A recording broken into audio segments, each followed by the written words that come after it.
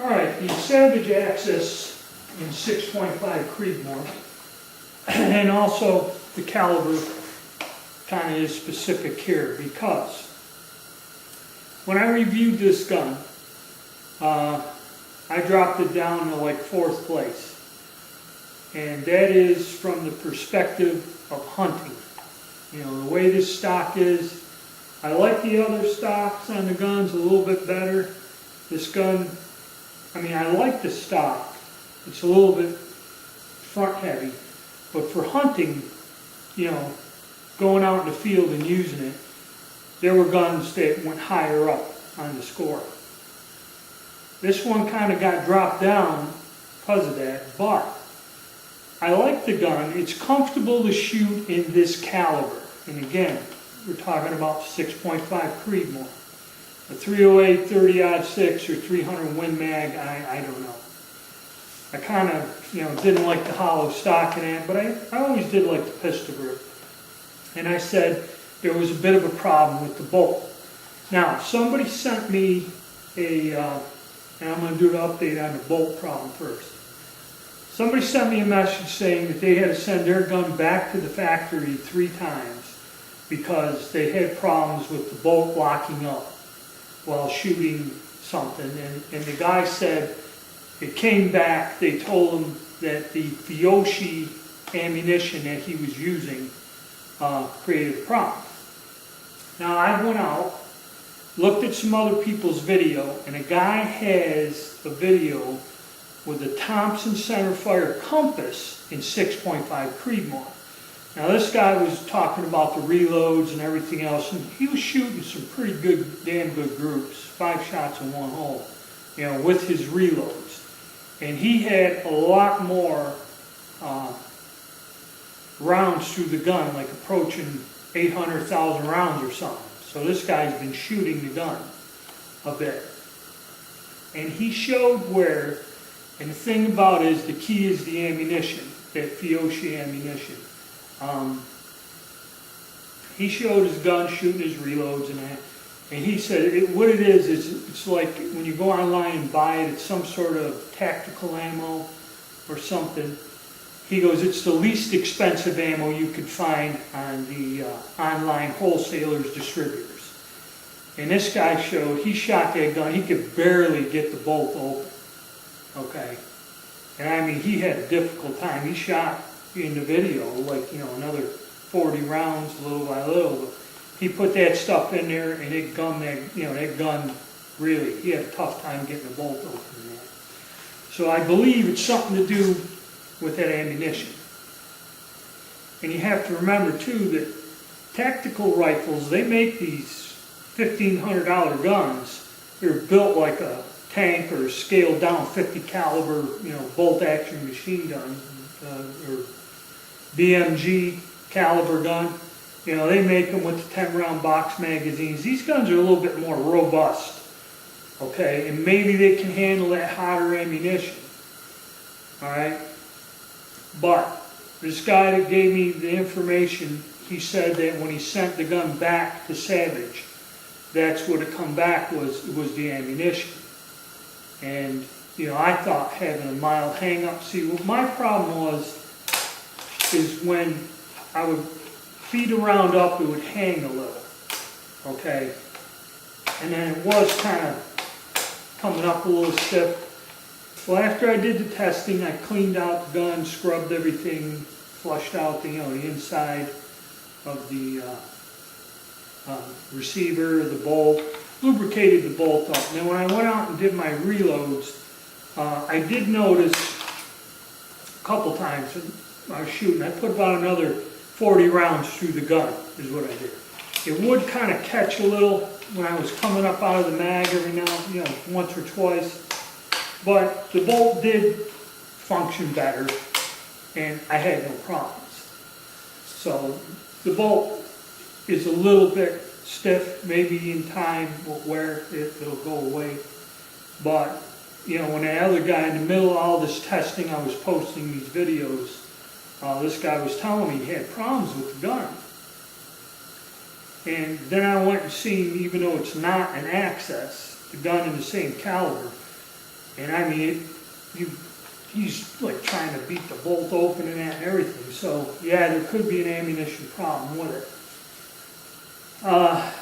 So I have to correct that, like I said, about the bolt problem.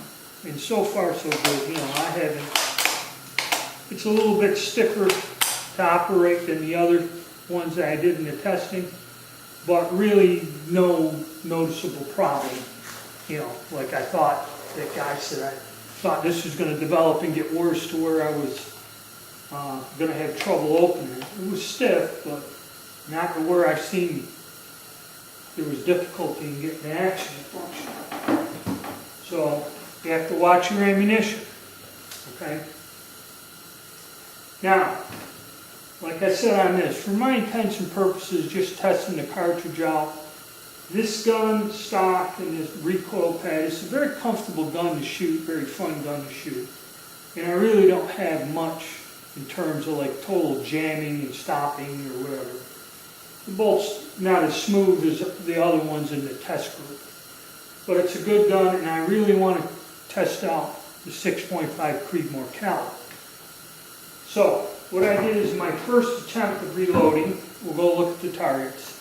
I was using IMR, let me get my notes here, IMR 4350.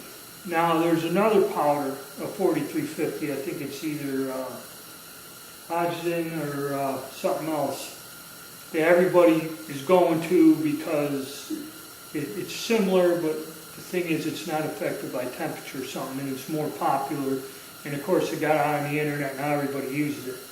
The reason I'm going with this powder is IMR 4350 gives me good results on a lot of different of the military calibers. Like 6.5 Dutch, it does very good. Actually, it does well, even though I haven't tested it for the, the Nagant 7.62 by 54 rim. It's supposed to be very good round. You can use it in 7.7 Jap. All of those. An 8mm I'm going to try to make for my converted Mauser. I'm going to use this powder and experiment with a 180 grain bullet in that.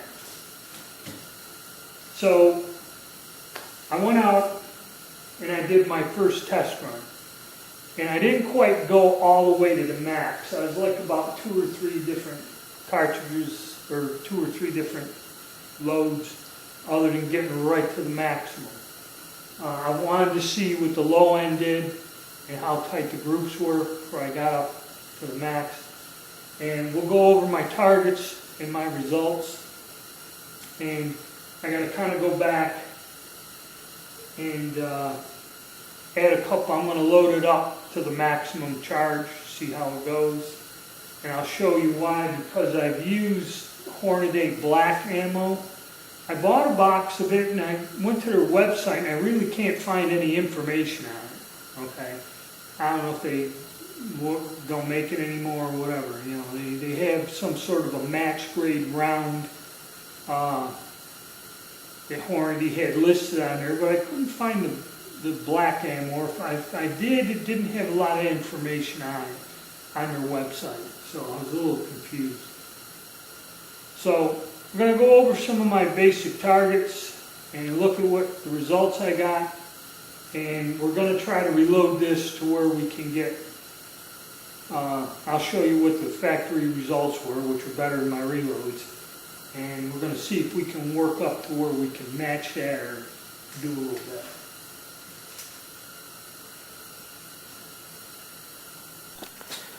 Okay, we're going to review our targets, and what I'm doing is just a standard practice of I start with like 10% below the maximum load and work my way up. That's our first run there. We went up a half a grain and see it changes a bit more. And then I think the best one I got is this here. That's 3 holes and the 2 there. That was like a mid-range load. Get my velocities in there. And we're looking at an average 25.54 and the standard deviation was 29. So that was the best one I had. And as I went higher, half grain higher, we started to spread. But as you see, kind of from the one group there, it started tightening up. And I could go another grain and a half before I hit the max. So I think I'm going to load a few more above this, keep all the information, keep going. And our velocity on this, the average was 24.96. So I brought some of the this Hornady Black, again 140 grain. I believe this is a hollow point bullet, where I was using like an AMAX on that, and that's what I shot with the factory ammo. Okay, in the testing, I just did it for the hell of it, and that was real good. Standard deviation 15 in that. Average velocity is 2607. Okay, so that's where you want to kind of be. I'd like to match that. But one thing is, if you look, the load is kind of hot. If you look at that primer, they all kind of, not quite cratered, but it started lifting up around the firing pin. I don't know if you can see it or not. So it's a pretty hot load, but it's pretty accurate too. So I'm going to work on it, and I might have to go to another type of powder if I can't, increase it, like I said, another grain and a half in little increments. If I can't match that, then I guess I'm going to have to go towards another powder. But that's getting where we want it all in one hole. And that's off the shelf ammo too.